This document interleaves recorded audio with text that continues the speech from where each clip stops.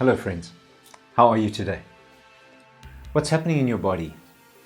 Is it feeling relaxed and capable, or agitated and depleted? And what's happening in your heart? Is it full or empty, open or closed? What's happening in your mind? Is it distracted and spinning out, or is it calm and clear? Connect with your deepest, most authentic self. Do you feel that you can show up fully, authentically and courageously?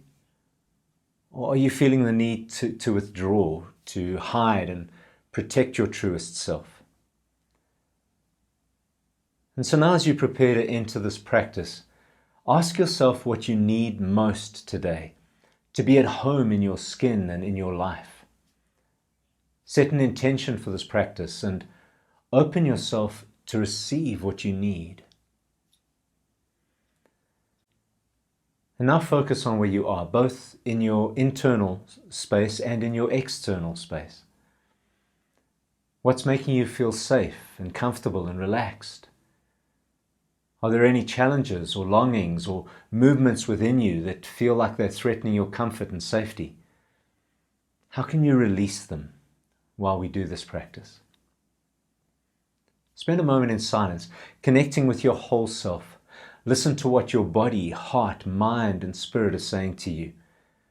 And try to release anything that makes you feel insecure or unsafe. If you can't, that's okay. But perhaps you can just try to dial down the anxiety and the urge to fight, flee, freeze, or fawn, even just a little bit.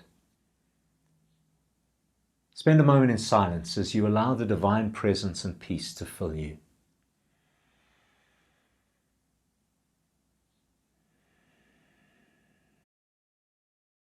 Now, most of us live our lives in a kind of container, a space, both internally and externally, that feels safe and comfortable and protected. Our container is made up externally of our homes, our relationships, our culture, our neighbor, our country, all the places that feel familiar, where we know how we fit in and what is expected. Internally, our container consists of our values, thought patterns, emotional landscape, physical abilities and limitations, our interests and the things we enjoy, everything that helps us feel like ourselves and brings us comfort, safety, and pleasure. And we build walls around these containers. With some people, these walls are permeable and we allow them to share our world easily. With others, the walls are solid and we are sure to keep them out.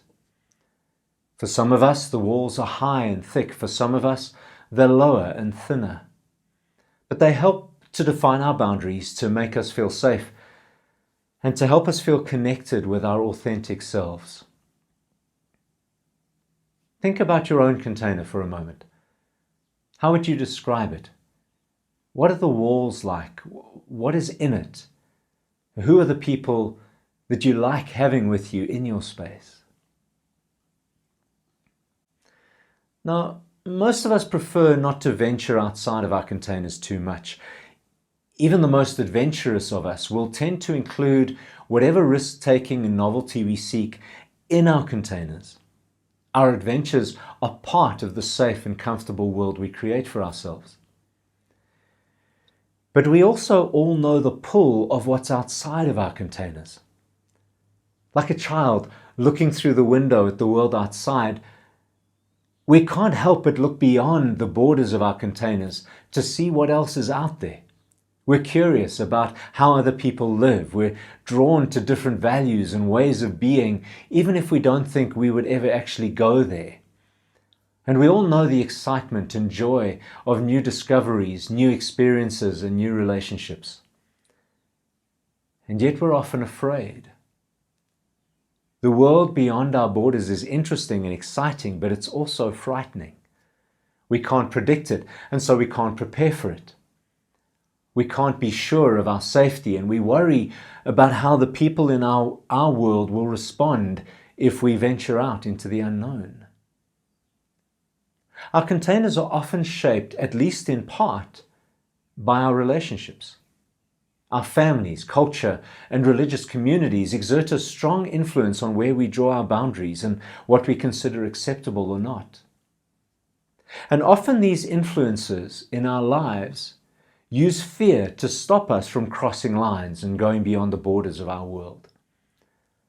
As Meg John Barker described in their book, Rewriting the Rules, we're a bit like crabs in a bucket. Inevitably, a crab will try to climb out of the bucket at some point, but the other crabs will grab onto it and pull it back in. It can be a scary thing to climb out of the crab bucket, and it's often not well received by the other crabs in our lives. And that means that we can end up being afraid of our own magic. Like Elsa in Frozen, who hid in her room for fear of her powers, we can hide away and stay in our containers, never knowing the freedom of going beyond the borders and letting our magic show. But we're living through a historic time in which internal and external borders are being redrawn all over the place. The way things have always been is being challenged more and more, and our crab buckets are straining and breaking under the pressure of the new world that is calling to us. And for many people, that means that the things that have shaped their containers, family, culture, religion, are losing their power. People are leaving religion as never before, and many of us are connecting with people we would never have thought to connect with before. Just the other day, I watched the NFL Super Bowl being played in Los Angeles with two friends from Ohio whom I've never physically met. And many of us are looking for new ways to experience life in the world. The news is full of stories of the Great Resignation as workers, mostly millennials and Generation Z, are leaving formal employment to create new ways of living and supporting the life they long for. Is this bad? Is this a sign that the end of the world is near? Or is it an invitation into a richer, deeper, and fuller life? An invitation to showing up more authentically and courageously. Now, I recognize that we all need boundaries and rules when we're growing up, but it's a problem when these boundaries and rules are imposed on us when we become adults. And as we've heard from so many of the people leaving the church, too much of today's religion operates like that, closing us off, keeping us separate, and making us afraid of the world, the flesh, and the devil. Now, I know that not all religion does this, and if you've had a good and positive experience of religion, I celebrate that. But let's not pretend that religion is always a force for good. Too often it seeks to control, to strengthen our walls, and to keep us within our acceptable containers.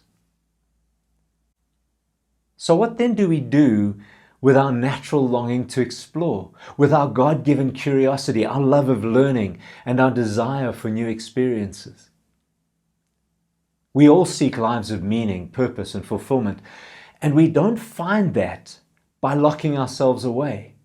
We get it by experimenting, learning, trying new things, making mistakes, failing, and even by getting hurt. We get our best life by looking out at the world beyond our borders and opening to the riches and wonders of the universe. As Jesus said, whoever tries to save their life will lose it. So what would it mean for you to look more intentionally beyond your borders? Would you even want to? And what, if anything, is keeping you from giving your curiosity more space? I encourage you to spend some time journaling your reflections about your container and the world outside of it. Where are you afraid, hidden, and refusing to look beyond the borders? If you were to take some time to look out at the world, what do you think might inspire, excite, amaze, attract, and even enliven you out there? Maybe for now, just allow yourself to look. And maybe as you do, you can let yourself begin to dream a little. So take a moment now to breathe deeply And take note of what caught your attention in today's meditation. Ask yourself why these things specifically connected with you. And maybe you can stop and write them down quickly so you don't lose them. And then when you're ready, reflect on your responses to the invitation to look beyond your borders. And these two questions may help you. Firstly, what three things do you fear when you look out beyond your comfort and safety zone? And then the second question is this: what three things can you do to allay these fears, to put them to rest a little?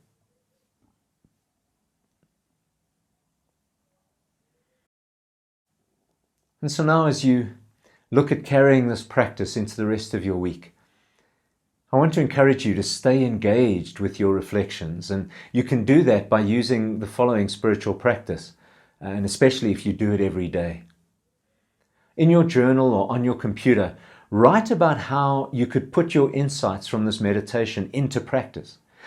But I encourage you to write as if you were a journalist reporting the story of your experience of doing the work of looking beyond your borders.